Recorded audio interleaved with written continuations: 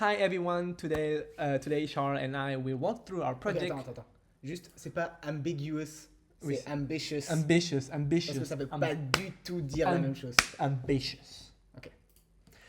Hi sir, and so today Charles and I will walk through our project from the web data semantic course. And so let's just dive in. So the idea is quite simple but ambitious. So we really like play League of Legends. So we took the Arcane has a global team, and so we tried to transform the whole wiki pages into a fully structured, queryable, and knowledge graph. So, let's dive in. So, the first phase is all about extraction. We start from raw HTML pages scraped from the Arcane wiki. These pages go through an extraction pipeline that cleans all the content and saves the interesting text as JSON files. From there, we apply a full natural language processing chain. First, co-reference resolution. So when a text says she or he, the model knows it's referring to another entity, which we could then extract more information for. Then we have named entity recognition, or NER, to identify persons, locations, and organizations. Finally, relationship extraction, which links those entities together. The output of this phase is a structured CSV file containing all the extracted knowledge, entities, their types, and the source URLs. Okay, so now let's try to build the actual knowledge graph. So we take all those relationships and from the query and with the DB pedia, and we try to enrich our entities with like a standard ontology definitions.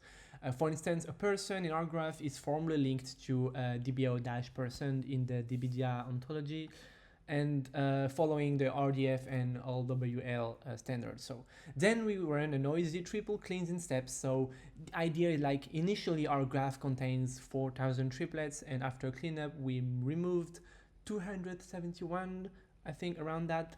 And so yeah, as you can see on the final graph visualization, we can see that there are three concentric zones. The first one in the middle is a really dense and reliable core important entities. The middle one is like all the relevant data, and the outer is only pure irrelevant noise. So let's take a look at phase 3 where it gets really interesting. So here we're looking at machine learning and knowledge reasoning. We tested two embedding models for prediction. So first TransE, a simple but effective model that treats relationships as translations in vector space. Plus, this means that head plus relation approximately equals tail. It's lightweight and works well here. Second, complex, which uses a complex vector space to handle more intricate asymmetric relationships. It's theoretically more powerful, but it needs a large amount of data to shine and heavy statistical mass. And so if we look at the results, TransE achieves a hits at 10 of 0.42, while complex only reaches 0.08. So in our case, the simpler model wins, likely because our graph isn't large enough to feed complex. Okay, so now we did a little bit of math. Let's try to visualize anything. So let's go back to graph knowledge, and let's see how the entities in the core of this knowledge contains like person like Jinx or Vi, which has a high statistical math and produce meaningful nearest neighbor. For Jinx, the closest are actually Vi or Silco, which makes perfect narrative sense. And on the middle ring, we can see like the low mass, which contains somewhat coherent data like Singed or Firefly. Also, that's quite meaningful in the context of the Arcane series. And the output is like literally pointless noise, like words that doesn't give anything interesting in the story. Finally, in our phase 4, we plug everything into a retrieval augmented generation system. So the user asks a natural language question. It goes to DeepSeek Coder v2, a 16 billion parameter large language model, which receives a schema summary of our graph. Its predicates, entities, and prefixes are then fed to it. From that context, it automatically generates a Sparkle query that runs against our personal knowledge graph. The results?